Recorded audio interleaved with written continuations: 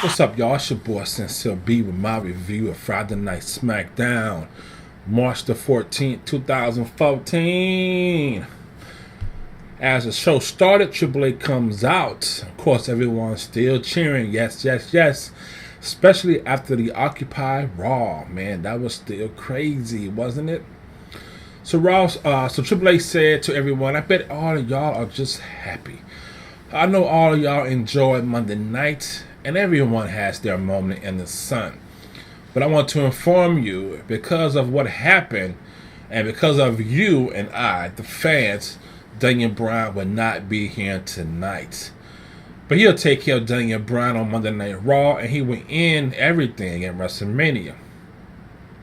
Triple H said, but tonight he's going to end the Yes Movement. And the Yes Movement could have continued. It could continue to grow as it did back in SummerSlam when he used to protect Daniel Bryan. He used to protect Daniel Bryan for the people, for you and I. I'm like, yeah, all right, Triple H, sure you did. He went on to say Daniel Bryan is just like every one of us. He is just not good enough to succeed.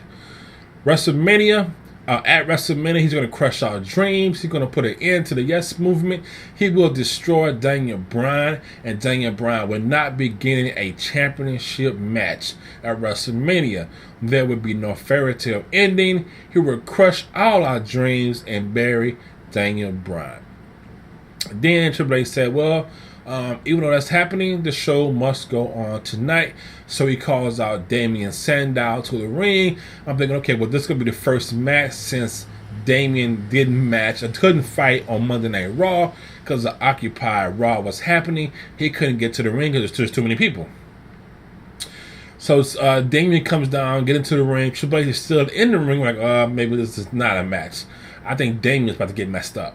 So Triple H said, normally when a boss tell a talent to do something, the talent should do it. If the talent don't do it, the talent will have to pay consequences. But he's willing to overlook Damien not continuing on with the match on Monday night if Damien apologized to Triple H and tell Triple H that it would never happen again. And on cue, Damien, as a kiss ass as he is, quickly said, I apologize, Triple H, and it would never happen again. Triple H said, thank you. And oh yeah, Vicky has put you into a match tonight as the first match. I don't know who your opponent is, but good luck, and shook Damien's hand. As Triple H started to leave, the Shield music comes on. Like, oh hell, he made you apologize, now you still gotta pay. So Triple H is smiling as he leaves the ring. So this takes us into the first match. Damien Sandow versus Seth Rollins. Of course, Seth Rollins won that match. Pretty easy match, being the Shield kept distracting Damien. Then after the match, crazy-ass Ambrose went to grab Damien. They messed Damien up pretty good. They put Damien in that triple powerbomb move they do when they all get you up in the air. So it's okay. I mean, I can. Is this the Shield of the old? Are they going back? Because they really haven't jumped anybody after a match like they used to when they first started. So this is gonna be their turnaround.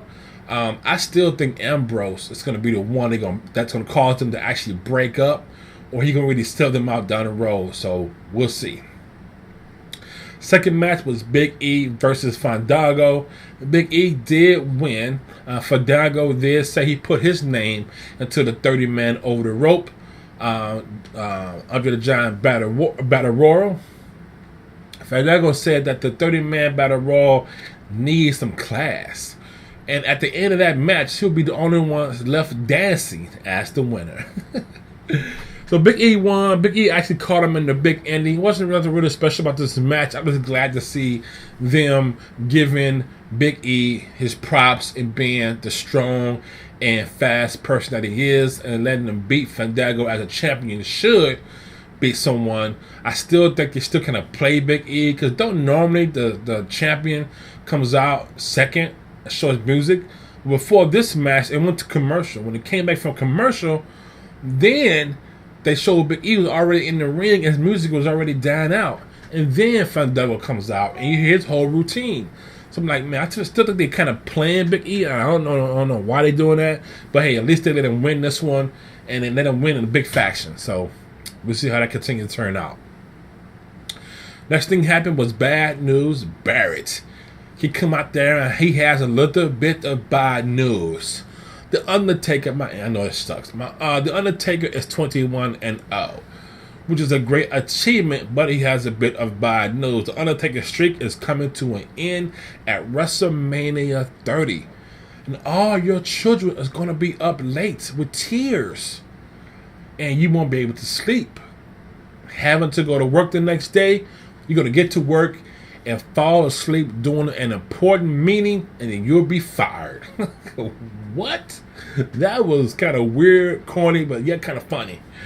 So that was his little bad news for everyone. So whatever happens, y'all, if Undertaker lose, go to sleep. Third match was a tag team match with the Real Americans versus Cody Rhodes and Goldust. Goldust and Cody Rhodes won that match. The match was pretty crazy. Cody Rhodes was on the top rope, man. Jumped off because Cesaro was on the floor. Jumped off the top rope to get a Cesaro. Cesaro caught this dude in midair, threw him back into the ring. Cesaro is a beast, or is he bionic? I don't know. The boy is strong. So as the match continued on, Cesaro got Cody Rhodes, man, and he probably could have won it right then and there. But then Swagger tagged himself into the match. I'm like, oh, here we go. He tagged himself into the match, start beating down on Cody Rhodes. Then Cesaro tagged himself back into the match. So now Swagger looking like he's pissed. I'm like, you did it first.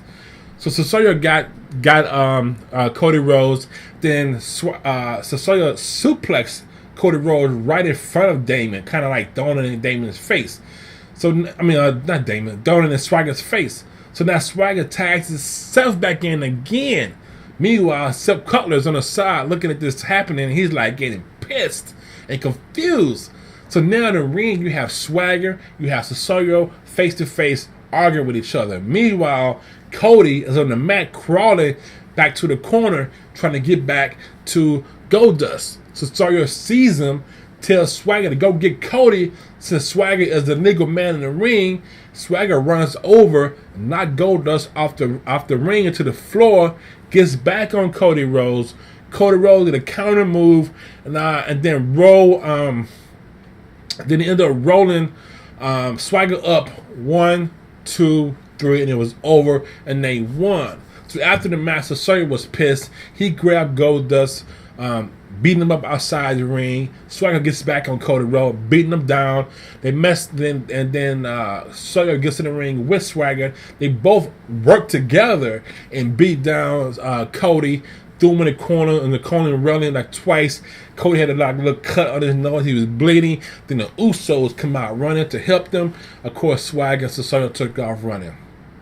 So this is a pretty good match overall. But that feud between Swagger and Cesaro, I want to just go ahead and separate them two, because Cesaro needs to be on his own. That boy is too damn strong. And his role he's playing, it fits him perfect, man. And even though he's a bad guy, I'm cheering for Cesaro. I want to see Cesaro with the belt. I think he'd be a good champion, and you know he's going to fight everybody. So let's see how that turns out.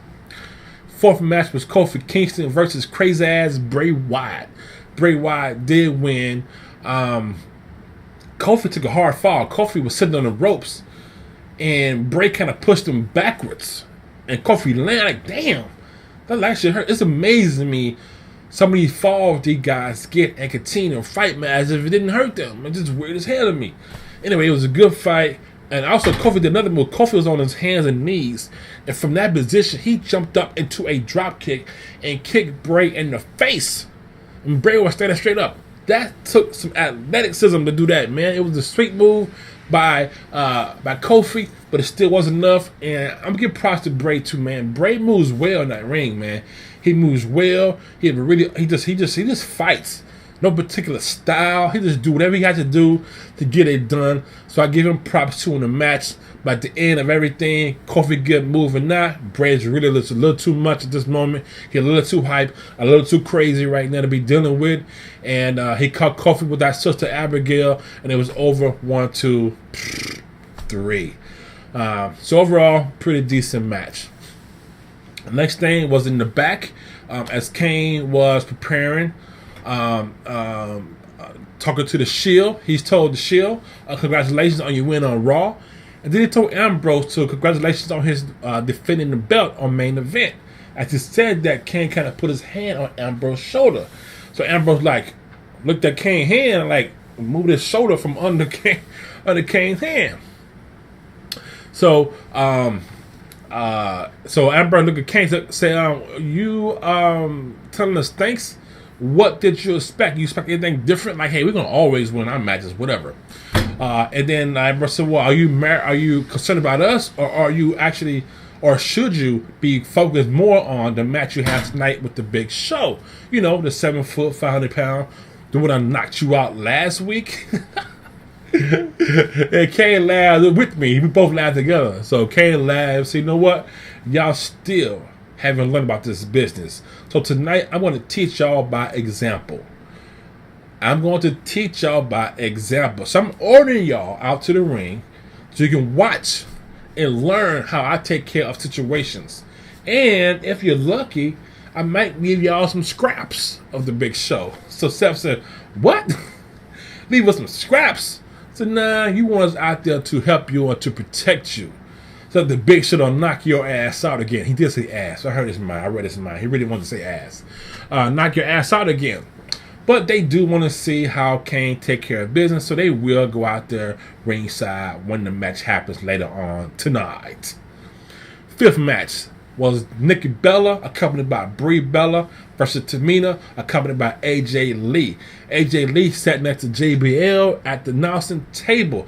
Nikki Bella won. This was a really good match, and it was good for the ladies' match because it was a nice steady flow, some hard hits. But I mean flow, I mean it wasn't like it was some mixed cues, or it wasn't like they had to tell each other where to go. Even though that's what they do, but it was done fast. It was bam, move, move, move, move, move, move. Everything was great. Brie Bella was on the side of the ring cheering for Nikki. AJ saw her get up there. AJ took off running. Brie took off running, flew off the ring, landed on AJ. So they're beating AJ down. Tamina saw that, got out of the ring to go help AJ, grab Brie Bella, threw her against the wall, got back in with Nikki Bella. Nikki called on that finishing move I still don't know the name of, dropped her down, and it was over 1, 2, 3. So it was a great match. Who is this Nikki Bella? Nikki Bella has improved in her wrestling. Her moves are getting cleaner. Now, she's showing some strength tonight when she picked up Tamina. Tamina ain't no small girl. She had a little struggle doing it, but she did get her up. She got her up and then walked on a circle and then dropped it. So, Nikki is getting really good at wrestling. The Bella Twins in general, they both are getting really good. I'm maybe come seeing Nikki a little bit more right now. They're trying to make her as the #1 contender for the belt. But even Brie, for her to jump off the side of the ring onto AJ was a nice move for her too. So these two are really doing a really good job. So really happy for the Bella Twins. Hope they continue to do what they do. And plus, they're in the new video. Damn it! I just thought of the video. I got a lot of my train of thoughts. They're in the new video with Trey Songz. Yeah, Trey Songz got me the video. What's up with that? Anyway, sorry, I got sidetracked. Moving on. Sixth match was Dolph Ziggler versus Alberto Del Rio. Ziggler did win, and Del Rio has put his name into the 30-man over the rope under the Giant Battle Royal. But to this match, Ziggler showed me some toughness. Del Rio got a sweet kick to the face on Ziggler, but Ziggler kicked out. The Del Rio showed me some good toughness. Del Rio kicked out of a nice famous that was putting him by Ziggler. So the match was pretty good. And Del Rio actually could have had Ziggler. He had Ziggler getting ready to put him on the cross arm, but he celebrated a little too soon. Ziggler countered that shit and caught Del Rio in the zigzag. It was over 1, 2, 3. So pretty decent match. After the match, while Ziggler was still in the ring, Renee Young talked to Ziggler. He said he is now putting his name in the 30-man over the rope battle royal, and that he's been doing pretty good. It's the second win in a row, and that once he go to WrestleMania and win that 30-man over the rope, then he will finally get his WrestleMania moment. Now, I was kind of unsure about that one because now you might know the answer. If you know, let me know. And I'm not going to check it up. I'll let you tell me. Has Ziggler ever been to WrestleMania? And if he was at WrestleMania, has he ever won it? And that's what he meant by he'll finally get his WrestleMania moment. So down below, let me know. I think it was in WrestleMania. I think he just never did win.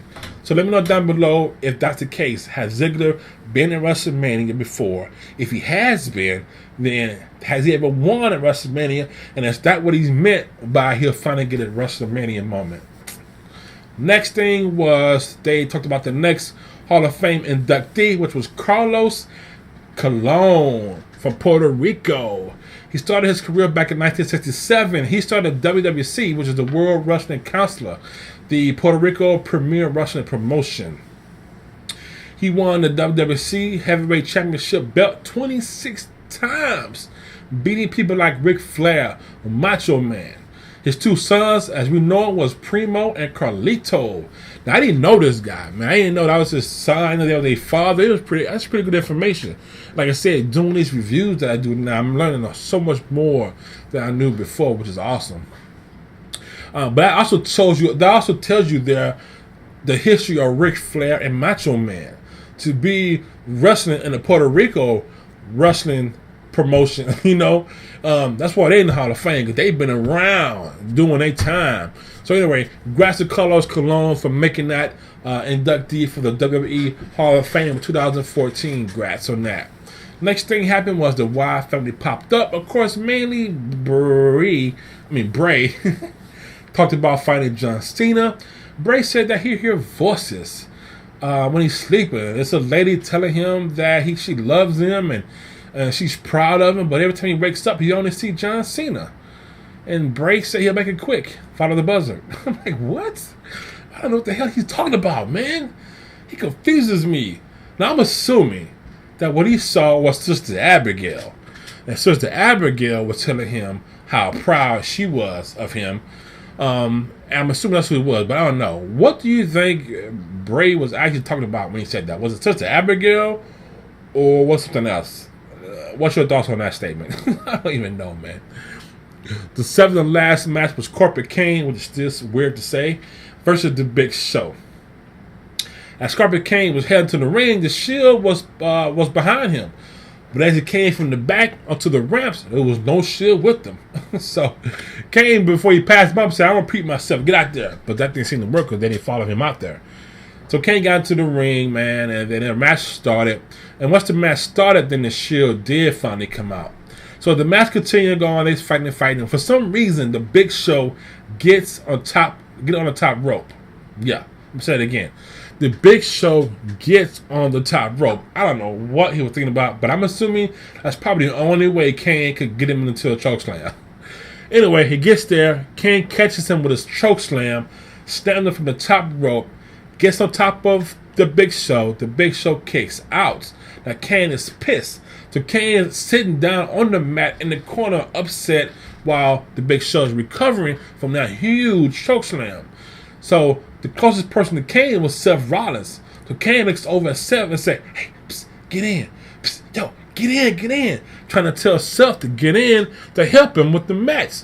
So Seth Rollins said, whatever. So Seth steps on top of the ring, and so do the other two of the Shield steps onto the ring. But then they stepped down, and Seth said, "Nah, that's okay. You're on your own pretty much." So the fight continued on. The Big Show ended up catching Kane with a chokeslam. Chokeslams Kane on the ground, and it was over 1, 2, 3. Then the Shield smiling and walking off. So Kane was pissed. So Seth was the last one passing the ring. As he passed the ring, Kane was able to grab Seth and bring him into the ring. And Kane had Seth Rollins in that chokeslam in the air. Out of nowhere, Roman Reigns hit him with that spear, dude. It was devastating. Boom! He dropped Seth, and Kane was out, and the Shield was back on. So they screwed Kane. So we'll see how Kane gonna react to that, or how the Authority gonna act with that, since they are Triple H's board, and Kane's supposed to be their board too. So we'll see what happens. So the Shield sold Kane out. The Shield kind of back to their old self, being all just for the Shield, which is kind of cool, So that was it for that match. So overall, SmackDown was pretty damn good.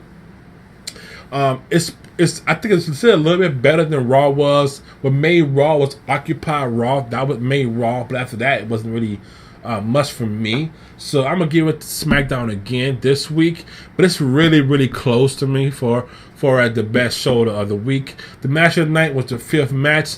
That's the match with Nikki Bella versus Tamina, because it was a good match for the ladies. It was fast, it was fluid, some nice moves. It's a great entertaining match for the girls.